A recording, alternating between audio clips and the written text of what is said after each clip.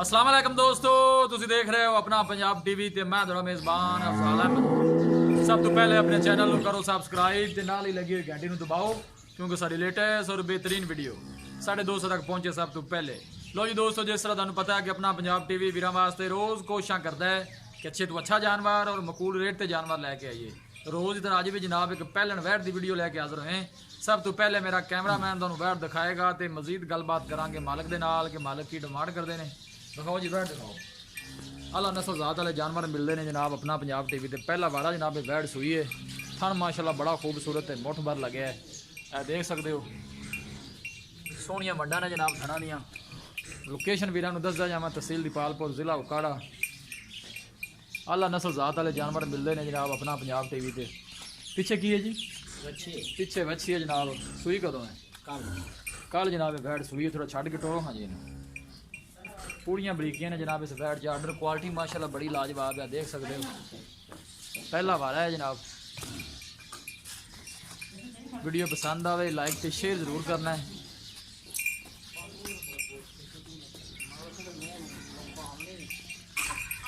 सोनी दी लम्मी वेल है जनाब इस वैट दी। कादी शान बड़ा आला है। बच्चे नूं अगे करो ना, नहीं टुरना माशाल्लाह दे कमेंट करते हैं जनाब।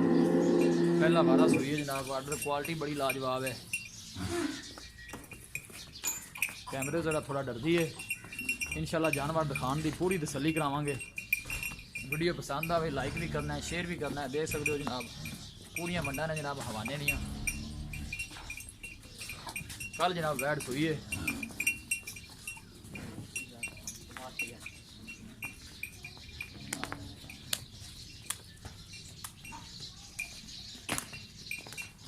बस ठीक नहीं लाया वापस।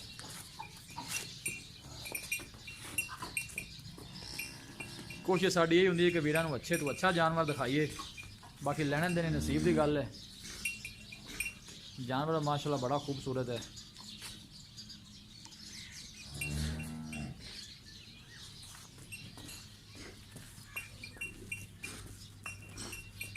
माशाल्लाह दे कमेंट करने ने जनाब। इंशाल्लाह दोस्तों की खातर इस तरह ही मेहनत करते रहेंगे। वारा पहला है जी, पीछे बच्ची है, कल सूई है वैट। बस ठीक है, बंद हो जी। जानवर दिखाने दे इंशाल्लाह जनाब पूरी तसल्ली करावांगे। अल्लाह के फजलो करम के नाल जानवर इंशाल्लाह अच्छे तो अच्छा वेखने को मिलेगा। थन माशाल्लाह बड़ा खूबसूरत है, मुठ भर लगे है। पूरियां मिसलां ते जनाब।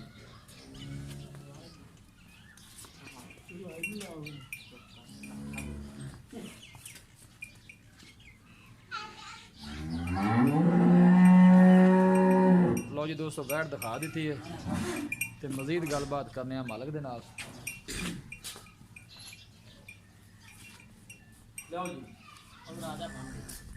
अस्सलाम वालेकुम जी।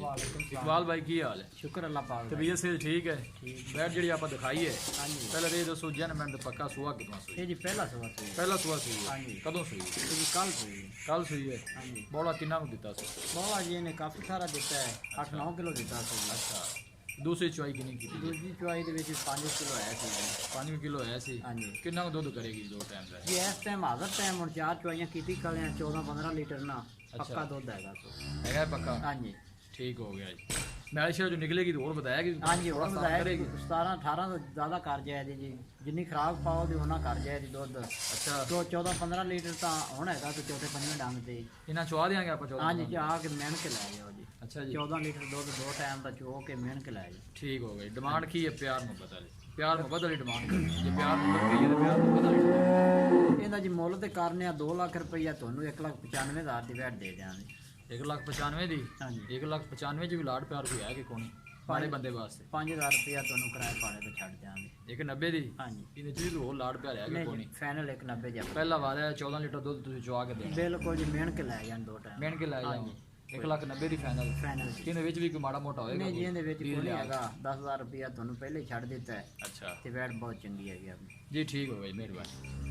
लो जी दोस्तों, वैट दी है दिखा तो मालका डिमांड की है 2 लाख रुपये और फाइनल कहते हैं कि 90 च वैट दे देंगे। किसी भी साढ़े वीर भाई ने वैट खरीदनी हो सारा रबता नंबर है 0301 45 52 144।